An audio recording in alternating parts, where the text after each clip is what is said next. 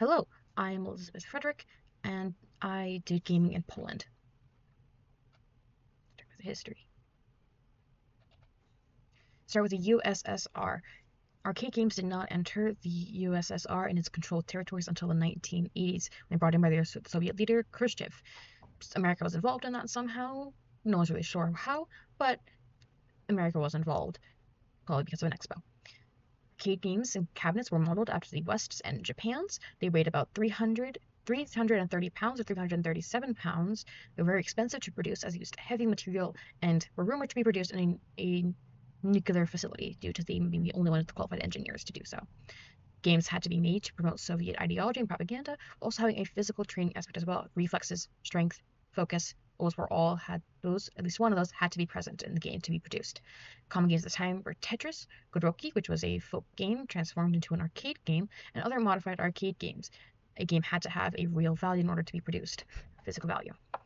After the fall of the USSR in the 1990s, major companies such as Atari and Sega were reluctant to import into Poland.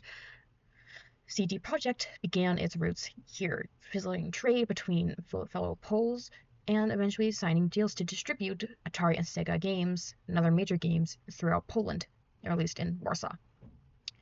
Despite this, there was no Pole localization until the late 1990s, so if a game was imported, it was imported in its original language. This included the manuals on how to use the consoles or the arcades themselves.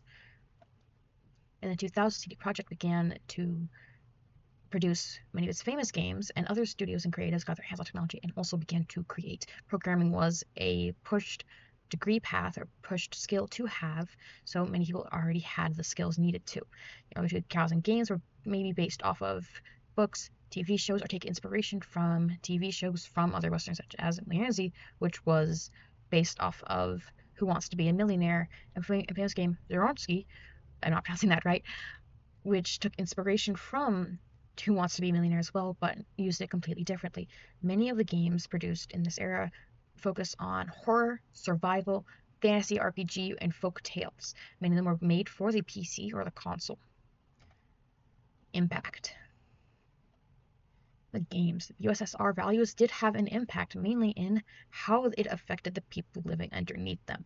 When the collapse of the USSR and Western and Japanese influences from game imports got in, they began acting as technological springboards and this sort of how to be a capitalist, how to have an open market sort of take on some of these games. Many Polish creatives took these and went further, taking their own ideas, their own experiences, and turning them into games. That's where we see lots of concept experiences and fantasies come from Poland. Mobile games as well are rising in popularity, as are throughout the world. Many smartphones are taking place of other handheld devices. Many games include in-app purchases and are to download instead of being on cartridges or CDs. There are roughly 20 million gamers in Poland as of 2023. Demographic ranging from every age, and a poll conducted in the same year, they've had about 1 to 5 hours played per week, so on the low end, surprisingly. PC, Switch, and mobile are popular platforms or devices to use in order to game. There are about 470 to 500 Poland-based game development companies. 99% of those are small or mid-sized enterprises, meaning they are not the AAA studios, they're indie or not quite indie. There's a 4.4 billion Polish currency, I do not remember the name of it, I'm sorry, but game developers in 2020 during that big boom. 95% of their industry revenue comes from exporting their games. And talking of industry, in 2022, the consumer market value was 1,225 million USD. The amount of games produced annually was over 530.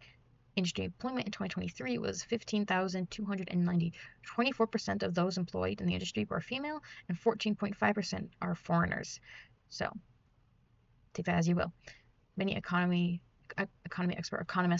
see that despite declining after the pandemic boom, the Polish industry is still growing, still contributing massively to the national revenue of Poland. So, Poland, very big in the gaming industry, very influential worldwide, and contributing quite a lot to the Polish gaming industry, as well as the worldwide gaming industries. Thank you for listening.